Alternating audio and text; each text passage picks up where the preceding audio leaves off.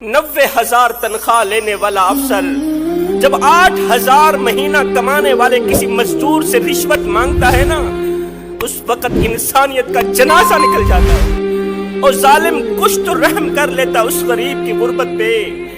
وہ غریب بوڑھا باپ جو کڑکتی دھوپ میں تپتی ریت کے اوپر بوڑھی کمر پہ بوریاں لاد لاد کے دن رات ایک کر کے اوور ٹائم لگا رہا ہے، 6 بچوں کے لیے روزی روٹی کا بندوبست کر رہا ہے، وہ نادان وہ ظالم ایسے غریب مزدور سے رشوت مانگتے ہوئے تجھے شرم نہ آئی؟ تیرے پاؤں سے زمین نہ ہلی؟ اللہ کے قہر سے نہ ڈرا؟ اللہ کے عذاب سے نہ ڈرا؟ مرنے کے بعد اس رب کو کیا منہ دکھائے گا جس رب نے تجھے حضرت انسان بنا کر دنیا میں بھیجا تھا؟ مرنے کے بعد کالی شکل لے کے اس کے سامنے تجھے شرم نہیں آئے گی؟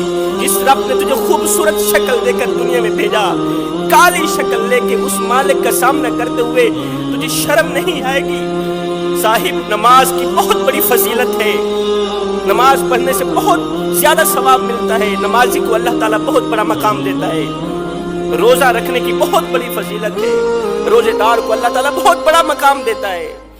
جتنی بھی عبادات ہیں، نماز، روزہ، حج، زکوٰۃ، تہجد، اللہ تعالیٰ بہت بڑا مقام دیتا ہے، بہت بڑا مرتبہ دیتا ہے، مگر سنو، عبادت اس مقام تک نہیں پہنچاتی، نماز اس مقام تک نہیں پہنچاتی، روزہ اس مقام تک نہیں پہنچاتی، حج، زکوٰۃ، تہجد اس مقام تک نہیں پہنچاتی جہاں غریب کی خدمت پہنچاتی ہے۔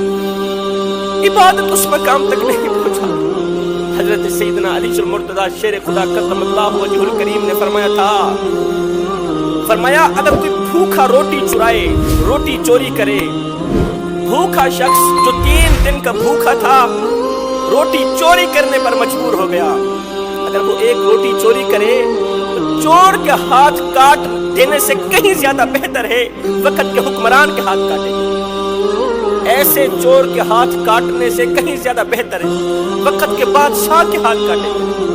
یہاں پر جو میری مائیں بہنیں بیٹیاں میری آواز سن رہی ہیں، ان کے آگے میں چھوٹی سی گزارش کروں گا، اے اسلام کی مقدس شہزادی، جب تم کسی شادی کی تقریب سے ہو کر گھر آیا کرو تو اپنے بوڑھے باپ کو، مزدور باپ کو، غریب باپ کو یہ مت کہا کرو کہ فلاں شخص نے اپنی بیٹی کو 10 تولے زیور دیے، 10 تولے سونا دیا۔ جب تم کسی شادی کی تقریب سے گھر آیا کرو نا تو اپنے بوڑھے باپ کو یہ مت کہا کرو کہ فلاں شخص نے اپنی بیٹی کو جہیز کے لیے 10 تولے زیور دیے، 2 ٹرک جہیز کے دیے، سامان کے دیے۔ تمہارے منہ پر تو باپ کہہ دیتا ہے اس نے اچھا کیا، تمہارے سامنے تو بوڑھا باپ، مزدور باپ، غریب باپ کہہ دیتا ہے اس نے اچھا کیا، لیکن رات کو جب سوتا ہے نا، رات کا جب دوسرا پہر آتا ہے، جب گھر کے تمام لوگ سو جاتے ہیں، اس وقت اس غریب بوڑھے باپ کی آنکھیں رو رہی ہوتی ہیں۔ بیٹی کا جملہ باپ کو سونے نہیں دیتا، بیٹی کی یہ خواہش، کاش جس طرح اس مالدار باپ نے بیٹی کو 10 تولے زیور دیے، 2 ٹرک جہیز کے دیے، کاش کہ میرا باپ بھی مجھے 10 تولے زیور دیتا، 2 ٹرک جہیز کے دیتا۔ بیٹی کی وہ خواہش باپ کی نیند حرام کر دیتا، بیٹی کا یہ جملہ باپ کی نیند حرام کر دیتا۔ ساری رات باپ کی روتے ہوئے گزرتی، آنکھوں سے نیر بہاتے ہوئے گزرتی، آنسو بہاتے ہوئے گزرتی۔ بیٹی کی یہ بات سن کر باپ رو کے اللہ کے سامنے شکوہ کرنے پر مجبور ہو جاتا ہے، رو کر کہتا ہے، شکوہ کرتا ہے، مالک بیٹی کو جہیز کے طور پر 10 تولے زیور دینے والے شخص نے کون سا ایسا کمال دکھایا تھا؟ جہیز کے طور پر 2 ٹرک سامان کے دینے والے شخص نے، باپ نے کون سی ایسی نیکی کی تھی، کون سی ایسی خوبی کر دکھائی تھی کہ تو نے اسے مالا مال کر دیا؟ مالک میں نے تیرا کیا بگاڑا تھا کہ تو نے مجھے اتنا بھی نہ دیا کہ میں اپنی رخصت ہونے والی بیٹی کو ایک 4 پئی تو دے سکوں، رخصت ہونے والی بیٹی کو ایک 4 پئی تو دے سکوں؟ میرے اندر اتنی ہمت نہیں، میرے اندر اتنی طاقت نہیں، میں تو غریب ہوں۔ وہ بڑھا باپ جو کڑکتی دھوپ میں تپتی ریت کے اوپر کھڑے بوڑھی کمر پہ بوریاں لاد کے دن رات ایک کر کے 1,000 روپے شام کو کما کے آتا ہے، بچوں کے لیے روٹی کا بندوبست کرے یا بیٹی کو جہیز دے۔ بخار آتا ہے، غریب بوڑھا باپ دوائی نہیں لیتا، پیناڈول کی ایک گولی نہیں لیتا، کیا کرے؟ اولاد کو روٹی کھلائے یا دوائی لے، بیٹی کو جہیز دے یا اپنی دوائی لے۔ ہائے اس جہیز جیسی لعنت نے میرے خوبصورت معاشرے کو گندا کر دیا۔ آپ دیکھتے نہیں ہیں ہمارے معاشرے میں جب کسی کی بیٹی کی شادی ہوتی ہے تو بیٹی والے بیٹی کا جہیز چارپائیوں پہ بچھا دیتے ہیں، پھر محلے میں آواز لگاتے ہیں دوسری بچیوں کو، دوسری عورتوں کو، بچیوں آؤ ہماری بچی کا جہیز دیکھ لو۔ آپ دیکھتے نہیں، ہمارے گاؤں میں یہ رواج ہے، جب گاؤں کی کسی بیٹی کی شادی ہوتی ہے تو اس کے جہیز کو چارپائیوں پہ بچھایا جاتا ہے، چارپائیوں پہ بچھا کے دوسری بچیوں کو آواز دی جاتی ہے، بچیوں آؤ ہماری بچی کا جہیز دیکھو، بچیوں آؤ ہماری بچی کا جہیز دیکھو۔ میں نے کہا نادانو، تم نے جہیز دیا تو اپنی بیٹی کو، لیکن یہ کسی کو بھی خیال نہ آیا کہ جو بچیاں تمہاری بچی کا جہیز دیکھنے آئی ہیں، جو بچیاں تیری بیٹی کا جہیز دیکھنے آئی ہیں، ان بچیوں میں سے لاوارث بچی بھی موجود ہے، ان بچیوں میں سے یتیم بچی بھی موجود ہے، ان بچیوں میں سے اس غریب بوڑھے باپ کی بچی موجود ہے، تو غریب بوڑھا باپ دن رات ایک کر کے اوور ٹائم لگا کے نہ دن دیکھتا ہے، نہ رات دیکھتا ہے، نہ سردی دیکھتا ہے، نہ گرمی دیکھتا ہے، نہ بھوک دیکھتا ہے، نہ پیاس دیکھتا ہے۔ وہ بیٹی کے لیے روٹی کا بندوبست کرے یا اس کے جہیز کا بندوبست کرے۔ خدا را کچھ تو رحم کرو، کریم آقا کی غریب امت کو جینے دو۔ وہ غریب جس کو میرے کریم نبی نے فرمایا تھا، او میرے غریب میری امت میں سر اٹھا اٹھا کے چلنا، غریب میری امت میں سر اٹھا اٹھا کے چلنا ہے۔ جس غریب کو میرے نبی نے فرمایا تھا میری امت میں سر اٹھا اٹھا کے چلنا، ہم نے اس غریب کا ستیہ ناش کر دیا، ہم نے اس غریب کا جینا حرام کر دیا، جینا محال کر دیا۔ وہ غریب موت مانگنے پر مجبور ہو گیا۔ ہم نے اپنی دولت کی نمائش اس طرح کی، ہم نے پیسوں کی نمائش اس طرح کی کہ غریب موت مانگنے پہ مجبور ہو گیا۔ مالک تیری مخلوق مجھے جینے نہیں دیتی، ہاتھ جوڑ کے عرض کر رہا ہوں میرے بھائیوں، اس جہیز جیسی لعنت کو ختم کرو۔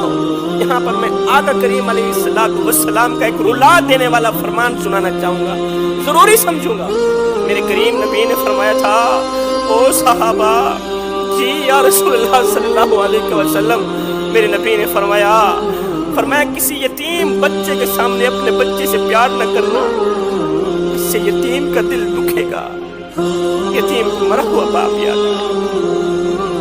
او صحابہ کسی بیوہ عورت کے سامنے اپنی بیوی سے پیار نہ کرنا، اس سے بیوہ عورت کا دل دکھے گا۔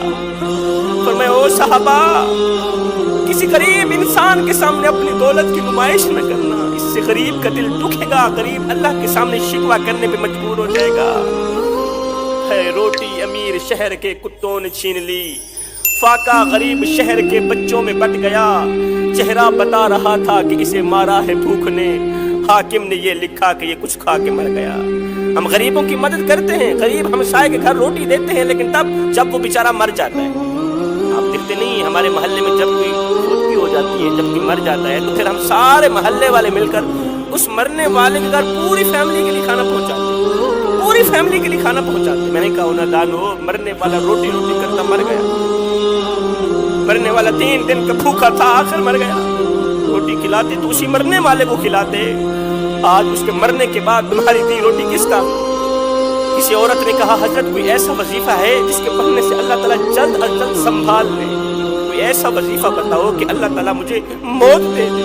میں نے کہا بہن یہ کیا کر رہی ہے؟ اس نے کہا آج سے 6 ماہ پہلے میرے شوہر کا انتقال ہوا، میرا شوہر فوت ہو گیا، عزیز و اقارب نے میری کوئی مدد نہ کی، عزیز و اقارب کی ہماری مدد نہ کرنے کی وجہ سے، غربت کی وجہ سے بالٹی دی، اس بالٹی کے اندر چنی اور چھولے بنا کر ڈال دی، بیٹا جاؤ فلاں سکول کے سامنے، شہر کے فلاں سکول کے گیٹ کے سامنے چھوٹی سی دکان لگا لو، شام کو جتنا کچھ کمانا اپنی 2 ننھی بہنوں کے لیے اور ماں کے لیے روٹی پانی لے کر آنا، بازار سے ہوٹل سے روٹی خرید کے آنا۔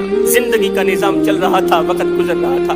کل کی بات ہے، میرا 8 سالہ سربراہ چنے چھولے بیچنے کے بعد 200-400 روپے جیب میں ڈالے ہوٹل کی طرف جا رہا تھا، ہمارے لیے روٹی خریدنے کے لیے، کھانا لینے کے لیے ہوٹل کی طرف جا رہا تھا۔ راستے میں سے موٹر سائیکل پر 2 آدمی آئے، انہوں نے میرے ننھے سربراہ کو 2-4 تھپڑ بھی لگا دیے اور 200-400 روپے بھی لے لیے۔ میرے ننھے سربراہ کی बिल्कुल जमा पूंजी लेकर भाग गए। उसने चाहा कि मैं भीख मांग के अपनी 2 बहनों के लिए खाना लेकर घर जाऊं, लेकिन उसे बाप का सबक याद आ गया। बाप ने कहा, बेटे हम सैयद लोग हैं, भूखे मर जाना लेकिन किसी से सदका ना लेना, भूखे मर जाना, भीख मत मांगना, खैरात मत मांगना। मेरा 8 साल सरबरा रात को घर आया रोता हुआ, कहने लगा, माँ आज की रात कल का दिन रोजा रख लो, कल शाम को खाना लेके आऊंगा। मेरे साथ ये कुछ हुआ। जब मेरे 8 साल सरबरा ने कहा ना कि मेरे मुंह पर 2-4 थप्पड़ लगे हैं, मैं आसमान की तरफ मुंह करके रोने लगी। कहने लगी, मालिक मैं तेरी रज़ा पे राजी हूँ, मालिक जे सोना मेरे दुख में राजी तो मैं सुख नु चुल्हे खावा, मालिक मैं तेरी रज़ा पे राजी। रात का दूसरा पहर आया, मेरी नन्ही सी बेटी उठकर रोने लगी भूख की वजह से। कहने लगी, माँ ये जो मेरी छोटी बहन है ये कब मरेगी, ये जो छोटी बीमार बहन है ये कब मरेगी। मैंने कहा, बेटी ये तुम क्या कह रही हो, बहन की लंबी उम्र के बजाय उसके मरने की दुआ मांग रही हो, सेहत याबी की बजाय उसके मरने की दुआ मांग रही हो। नहीं अम्मा, जब हमारा बाप फोत हुआ था तो हमारे मोहल्ले वालों ने हमारे घर खाना पहुंचाया था। मैं तो इस सोच की बुनियाद पे कह रही हूँ, अगर ये छोटी बहन मर जाए, बाकी नहीं तो सुबह मोहल्ला खाना देने के लिए आएगा, पूरे मोहल्ले वाले उठ पड़ेंगे खाना देने के लिए, बाकी नहीं पेट भरकर खाना तो खा लेंगे। खुदारा मेरे भाइयों, जिंदा लोगों की कदर करो, जिंदा लोगों की मदद करो। इबादत उस मकाम तक नहीं पहुंचाती जहां गरीब